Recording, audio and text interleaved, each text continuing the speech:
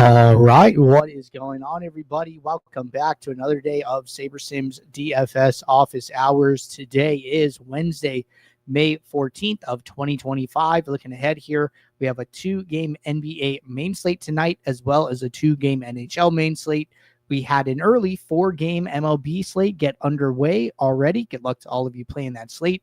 We have a 9-game MLB main slate later this evening. And then we have the PGA Championship teeing off early tomorrow morning. So I'm sure a lot of people are going to be building their PGA Championship lineups today. So it should be a fun day of DFS. For those of you who are new here, welcome. My name is Andrew. I'm one of the coaches over here at SaberSim. This is a show where we go over how to use the SaberSim app, answer any and all DFS related questions. Get your questions in one of 3 ways here. First off, send us an email, support@sabersim.com. Second, post it live in the YouTube chat.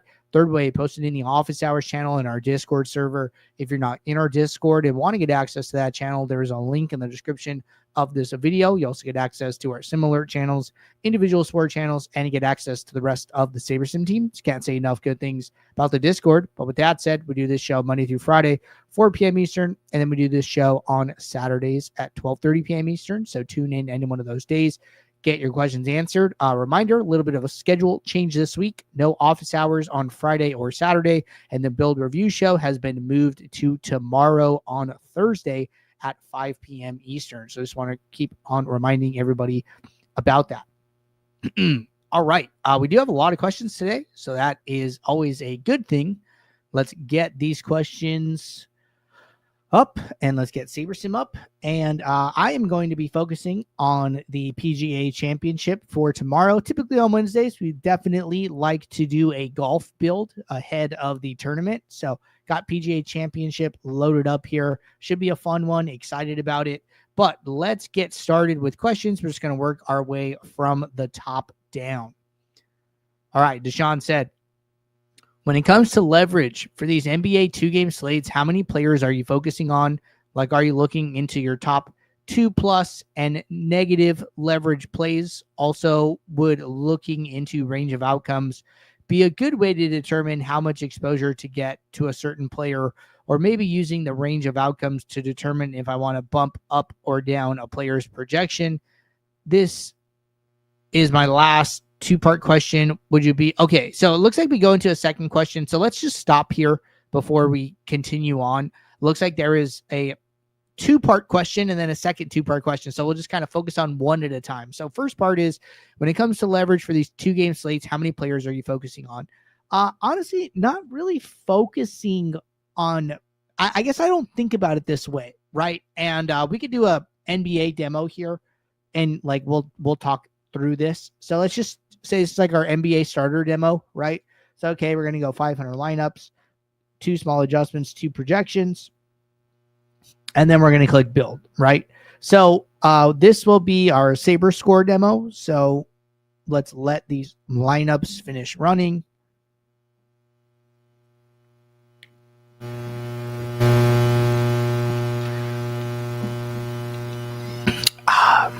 All right. Let's cancel this sim. Don't need it. And then let's see. Is there anything in here I don't really care about? Don't really care about position.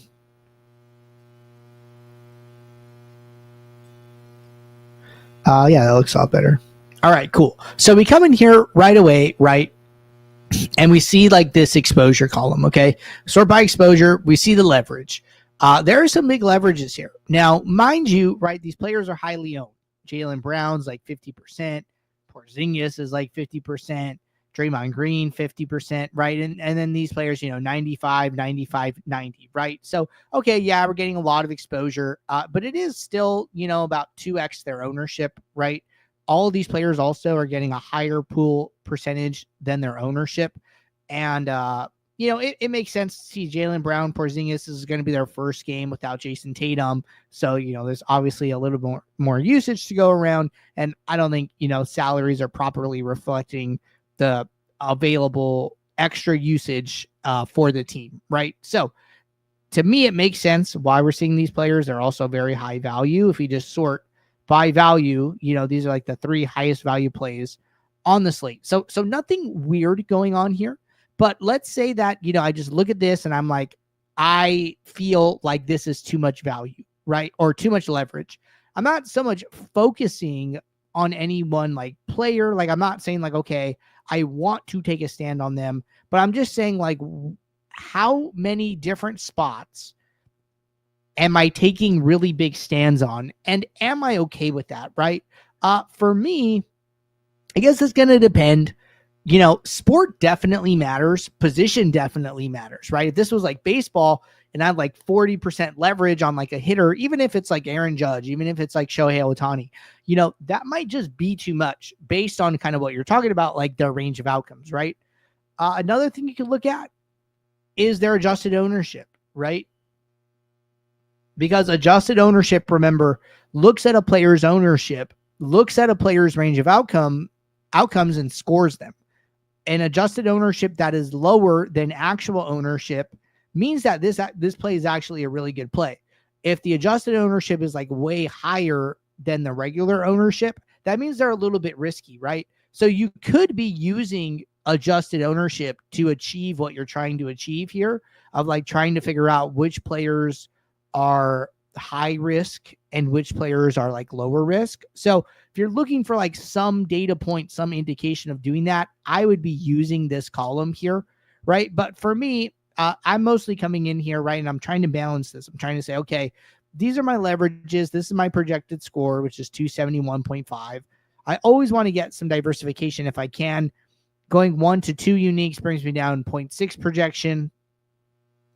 Going 2 to 3 brings me down like about 2 points total. But then I go and look at my leverages, and then now I only have one player above 40%, and the other two players have come down into the 30s, right? I'm still getting leverage on them, just not as much. And for me, sacrificing a little bit of projection to get a little bit flatter exposures, still taking stands, but not taking as massive of stands, is kind of the right answer for me personally. But, you know, it might not be the right answer for someone else, right? And then I come in here, I go to 4 uniques. Now the leverages are flattening out a lot. I'm still taking double-digit stands on 4 players, but I've sacrificed, you know, a grand total of like 6-point projection to do that. I might value, me personally, I'll just tell you like what I do. I value the projection more here. I think 4 points is way too much to drop. I'm willing to keep the higher leverages to maintain the 4-point higher projection.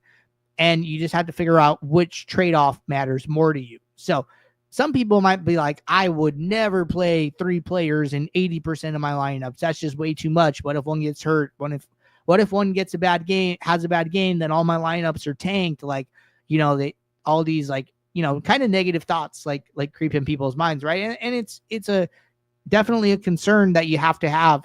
But for me, maintaining the projection is more important than going further with my risk management. I've done some risk management going from 1 to 3 uniques, but for me, that's enough, right? And I think that the rest of my risk management is coming from kind of bankroll management and contest selection, saying like, hey, you know, even if things go wrong here, I'm not playing so much of my bankroll to the point where if I have a bad day, I'm going to be, you know, kicking myself and upset, right? I'm playing within my limits, and I'm okay taking this risk considering I'm only playing this small portion of my bankroll, right? So usually the less bankroll you play, the bigger stands you could take. The more bankroll you play, the less big stands you should take, right? Because things are going to get swingier if you start to do that. So those are the things that you kind of want to be aware of.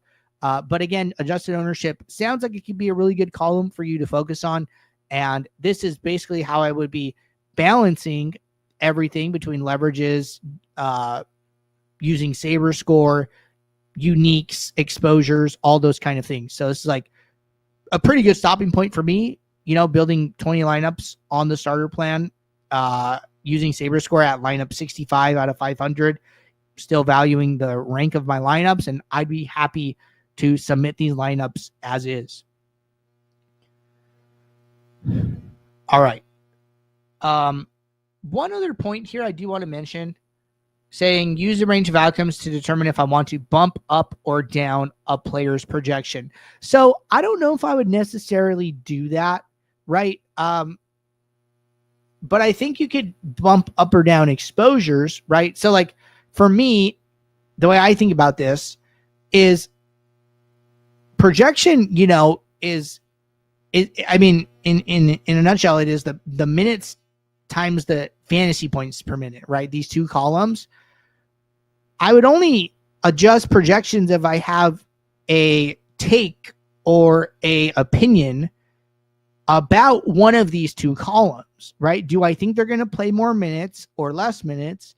Do I think they're going to perform at a higher fantasy point per minute or a lower fantasy point per minute, right? Those are the only two questions I'm really asking with regard to changing projections. Now, if you are like, hey, I think this player is riskier, I think this player is not so risky, and if you're analyzing the adjusted ownership column, well, your opinions about this column, to me, should more have an impact on the min and max exposures, right? So here, like what I'm recommending is like, if you have opinions about minutes or FPM, adjust projection. If you have opinions about ownership or range of outcomes with adjusted ownership, use the min and max exposures, because this is more along the lines of controlling how much you get or how little you get. In theory, you could adjust a player's projection and still not get any of them, right? Like I do that sometimes. That happens to me where it's like, okay, maybe I think so-and-so is going to get more minutes. I bump them up 2 points accordingly, and then I still don't get any exposure to them. Those times suck. But SaberSim is analyzing the projection adjustment and saying, no, I still don't think it's a good play. And I'm telling you, like, that's what can happen, right? Like, you could adjust projection up or down, get little to no movement and exposure just based on SaberSim is still like neutral on that adjustment. The adjustment wasn't enough to have an impact. And I'm not saying overinflate or deflate your adjustment to have an impact, but if you want an impact on exposures, then you should just use the exposure columns, right? Just be more direct with what you're trying to achieve. So that's the way I would look at these columns and use them. So hope that helps. Next part, this is my last two-part question. Would you be okay with moving salary up to $49,000 since rotations are tighter in the playoffs? Are you using any rules going forward in the playoffs? One more question. What are some of the sources you use, I guess, to double-check SaberSim builds for NBA? I've kind of just been letting Saber build, then do uniques, and enter them into contests. Okay, so I think you could get answers to these two questions through the same mechanism. And that mechanism, in my opinion, would be contest flashback, right? First part is like, hey, do you think it's okay to bump up salary to $49,000? Okay, well, don't ask me my opinion, right? Go actually and look at lineups from past contests and let SaberSim give you the answer to that question, right? So, okay, we're going to go back to yesterday. We're going to go to the NBA slate. We're going to go to the 2-gamer.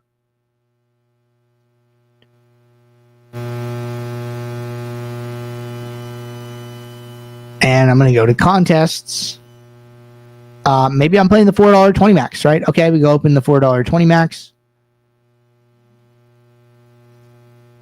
We go over to users. We're going to look at people who maxed it. And we're going to look at the highest sim ROI lineups. And we're going to say, what is the average salary of these lineups, right? Okay, average salary, $49,900, $49,900, $49,900.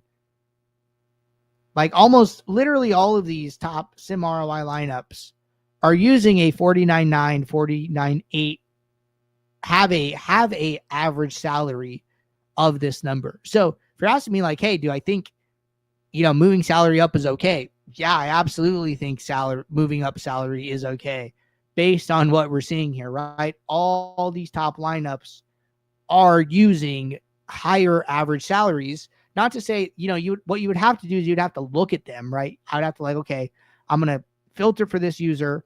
I'm going to go to the leaderboard, and then I'm going to go and look at what the actual salary of their lineups is and like see if there's like an outlier. But you could just use the average if you don't want to do this and just say, okay, it seems pretty safe to say that I can bump up my average salary, my minimum salary to $49,000 because all of these lineups are grading out so well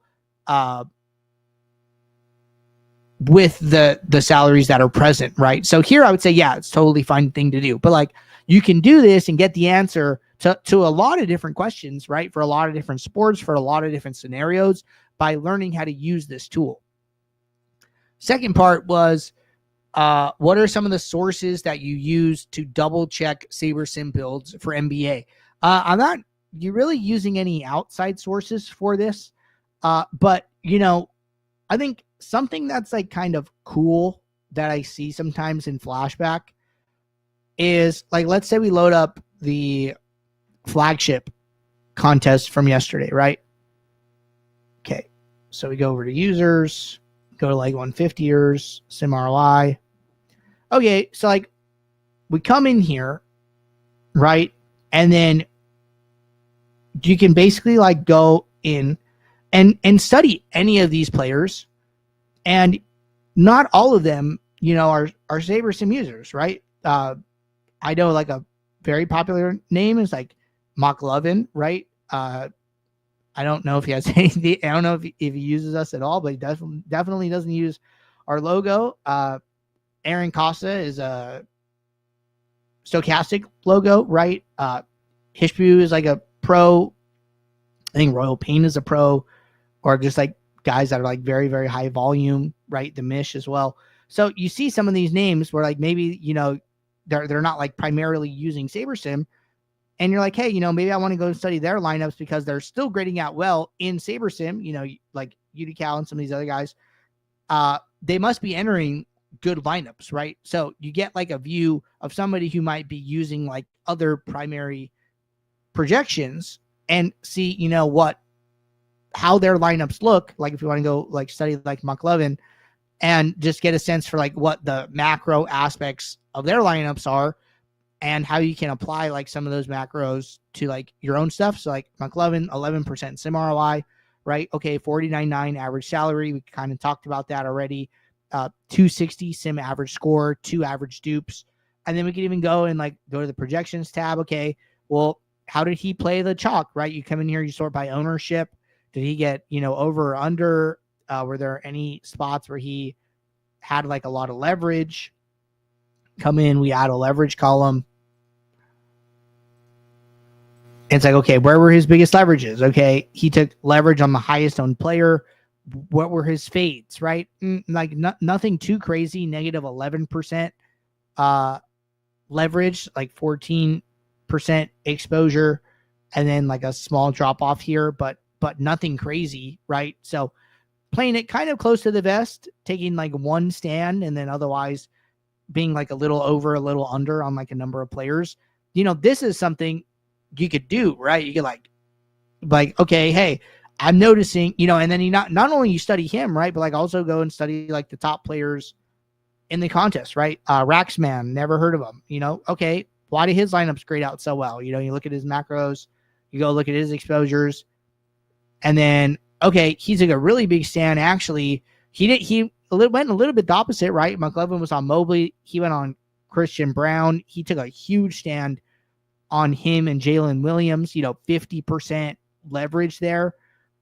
And then inversely, like a little bit more aggressive with the negative leverage plays, under on Mathurin, Nembhard, Jamal Murray, right? You can look at like all these different users, see what they're doing to end up with good lineups, and then take a little bit from each one of them. So, it's not so much, using like outside sources and stuff, but studying the top players. These guys are maxing out these contests. They probably have big bankrolls, probably long-term winners, and they're entering good lineups, every day. So this is like what I would be doing to try and figure out, kind of not double checking SaberSim builds, but like double checking like, hey, how do my lineups look versus some of the best lineups in the DFS lobby, and what can I learn and what things can I take away to apply to my own, process. So like, this is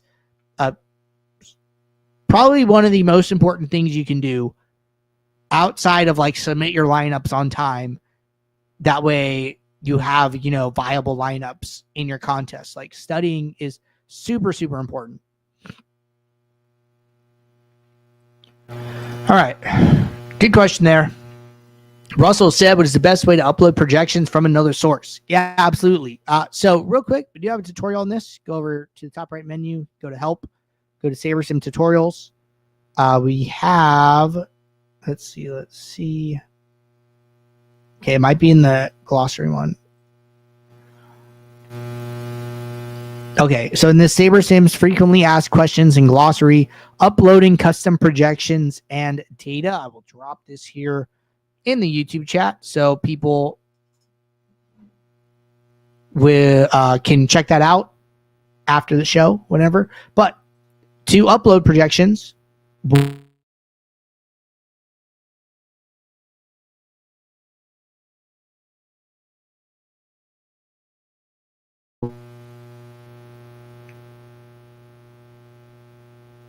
all right, so we're back to the golf slate for today, right? You go to this upload button over here in the right-hand side above the search bar. So it'll say upload player projections.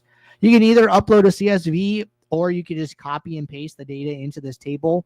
Make sure the headers, they do auto match if they recognize the column header names. If it says projection, it typically picks it up as projection. But if it says something different, it might not pick it up right. So just verify that columns get matched appropriately once you upload via CSV or copy and paste. You click save. The values will go into the My Projection column. You'll have the ability to save them as a set. Say it's like some aggregate. You want to name it that. It'll appear in this gear icon. When you click it, there'll be options here. And whatever you named your source, you'll be able to switch back and forth between SaberSim, between your upload. You can average them. You can do a bunch of different things. But all of that is covered in that tutorial that I shared and showed where to find. But that's a general overview of how to upload projections. Check out the tutorial for more details. All right, next question for PGA. Do you prefer sorting by unique rank or rank for multiple contests? Okay, good question. So seems like a good time to run some PGA builds here. So why don't we build some lineups? Kick this off. I should have done 5,000. I'm going to stop this, do 5,000, because we already did the starter demo for, what was that, basketball. Now we'll do like an ultimate demo for golf here, and we'll talk about this question specifically. Sean said, so I just need to use contest flashback better. Thanks, I'm going to do that now. Right on. Yeah, no, contest flashback is awesome. So I would definitely continue to do that. All right. So back to this question about preferring unique rank or rank for multiple contests. So for me, it depends. And we're doing an ultimate demo here, right? But the reason it depends is because remember SaberScore casts like a big blanket, right? It's like a big range. All contests between 10K, 50K entries, right? Any contest like 1K to 10K. So you're going to have more contests within a SaberScore. So when I'm using SaberScore, I recommend using unique rank, because if you have two contests that both fall within the same category and you use rank fill, you're going to get the exact same 20 lineups in both contests. Okay. In that case, I think having 40 unique lineups is better. So I would use unique rank with SaberScore. Now with Ultimate, okay, every contest sim that you run, if you have a list here, has a different ROI. The ROIs are effectively all different sorting metrics. So imagine having a SaberScore for every contest that you're playing, okay? A different SaberScore, mind you. So all of the lineups are going to have a different ROI for each contest. What this means is that some lineups might grade out well across multiple contests, but it's not guaranteed that they will. In my experience, when I do this, I might have 40 entries and then I might fill with rank and I might get 34 lineups where 6 of them overlapped, but not all of them, right? In that case, me personally, like, hey, if I have a lineup grading out well in different contests with different payout structures, with different entries, and the builder likes it, I'm okay playing it twice, right? I know it's not going to give it to me automatically. It's only if it comes up because the sorting metrics are different, right? So with contest sims, I'm more inclined to use rank. With SaberScore, I'm more inclined to use unique rank. But that's me personally. Some people like unique rank across both. I'm less inclined to use rank for SaberScore, that's for sure. But that's how I prefer to handle it. So that's generally the advice that I give. Unique rank for SaberScore, rank for ROI. All right. Next question. Is there any advantage to filling in all the fields for every contest that I enter that isn't in the SaberSim database? I enter tons of satellites that aren't in the database and want to know if there is any benefit in filling in all these custom contest fields, or I should just use one single satellite contest for all of these contests. Okay, really good question. This can be super tedious. What I do is I use one custom contest sim for all of my satellites. Okay, so what I would do is I would go to the contest tab. Then let's say I have a bunch of satellites here, right? What I do is I use a custom contest sim. I'll tell you exactly how I do this. I just use a default field, say flagship MME. I set contests at 100 or contest size at 100%, to first, 100%, percent entries paid once, paying first place. And I set it up as a single entry. Okay, I will save this. I will call this just, my sats or whatever you want to call it. This is what I will use for all of my satellites, okay? Some of them might be less entries, some of them might be more, but generally a 100-man winner take all is, in my opinion, good enough for like almost all of the satellites that you're going to play that aren't in the database. So, and then what I will do is I will fill all of those contests using unique rank from this one satellite, right? Because if I use ROI and I use rank, well, then I'm going to have, say I have 20 satellites, I'm going to have 20 satellites with the same exact lineup, right? I don't want that. So in this case, because they're all using this one sim, they're all going to have one ROI. I would use unique rank for this one. So that's what I'm doing there. All right.